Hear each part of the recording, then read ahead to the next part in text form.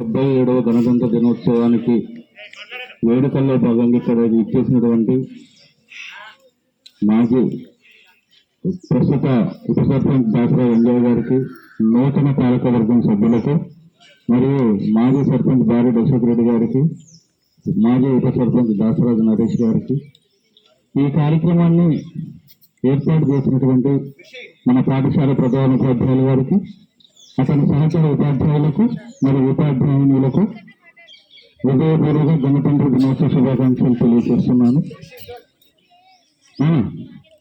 నేటి బాలలే రేపటి భావి భారత పౌరులు.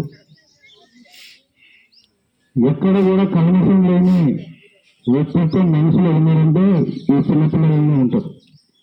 16 సంవత్సరాలు దాటిన తర్వాత మనుషులు ఏదో దురుద్దేశం, కోరికలు, తర్వాత 16 సంవత్సరాల తర్వాత వ్యక్తిగత స్వార్థం ఏర్పడుతుంది ఏ వ్యక్తికైనా. ఎందుకంటే అప్పుడు బాధ్యతలు, కుటుంబ సమస్యల మీద పడతాయి కాబట్టి వ్యక్తిగత సమస్యల వల్ల స్వార్థం పెరుగుతుంది. ఏ స్వార్థం లేని వ్యక్తులు అంటే చిన్నపిల్లలు.